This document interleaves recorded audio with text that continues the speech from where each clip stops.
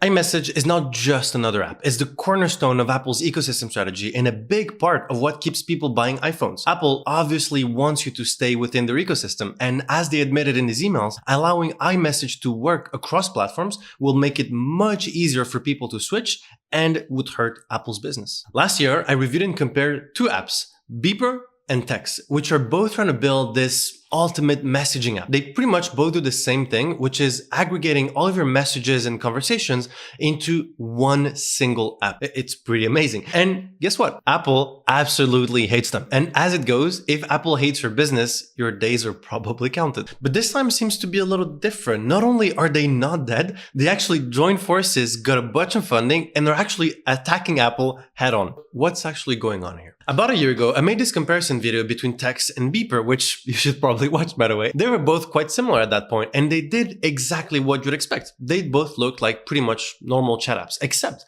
that you'd be able to send and receive messages from all other platforms via one single app. All of your Instagram DMs, LinkedIn messages, Slack, Discord, WhatsApp, SMS, Twitter, Telegram, etc. into one single app. It's important to understand that a year ago, you could pretty much already use iMessage on any device thanks to their apps, which is a pretty big deal, especially for Americans since they have that whole green-blue bubble war going on. Apple obviously doesn't allow for this. So both companies had to use workarounds to make it work. It definitely wasn't perfect and had potentially questionable security, but it worked fine.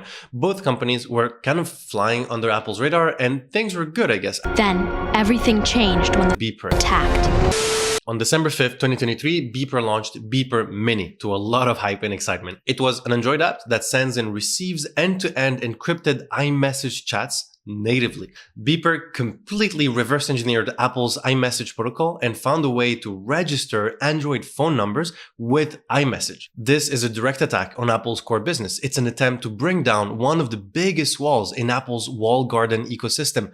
This is what we call a declaration of war. It's a huge deal and everyone was obviously talking about it. It really did seem like the end of the bubble wars for maybe about 3 days. On the 8th of December, just 3 days later, Apple fired back and started blocking the app. Beeper users started seeing error messages everywhere. I mean, obviously, Apple wasn't going to just sit there and watch, right? So they also came out with their own statement, and their stance was pretty predictable. Here's the full statement. At Apple, we build our products and services with industry-leading privacy and security technologies designed to give users control of their data and keep personal information safe.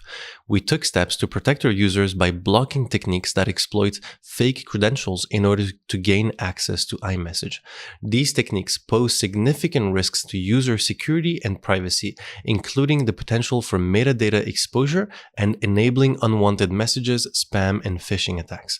We will continue to make updates in the future to protect our users. All right, let's talk about the security concerns first. I mean, yeah, it's probably true.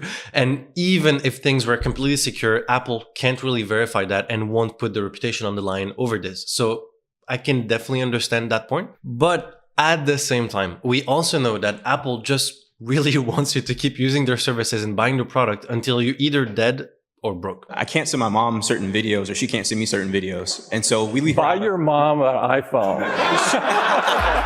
Okay, that was actually really funny, but yeah, not a great look. The short version here is that Apple and Beeper spend the next few weeks playing a game of cat and mouse where Apple would block the app and Beeper would find a new workaround. This is not a sustainable game, so at some point the Beeper team had to shut down the app and went back to focus on their main thing, which is sad, but probably a great decision for them. And don't worry, this is not the end of the story for Beeper. They actually went on to do something huge with all this mess. In that month of December 2023, Beeper made so much noise that US lawmakers sent a letter to the Department of Justice asking for an investigation into Apple's actions against Beeper Mini. The Department of Justice also filed a much larger antitrust lawsuit against Apple, where they referenced the Beeper Mini incident as an example of Apple's efforts to control third-party access to its services. The matter is still ongoing, so we'll have to wait and see. But let's go back a little bit. I hope you didn't forget about Text. They were pretty quiet during this whole period, and that's because they got acquired by Automatic for $50 million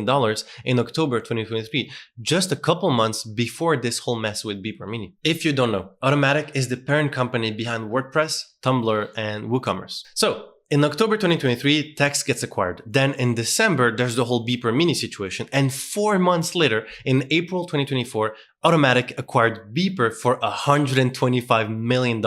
They now own both apps. At the moment, both Beeper and Text still continue to operate their standalone products within Automatic. There's just one last thing that I really want to talk about. Eric Mijikowski is the founder of Beeper, and I really hope I didn't butcher his name.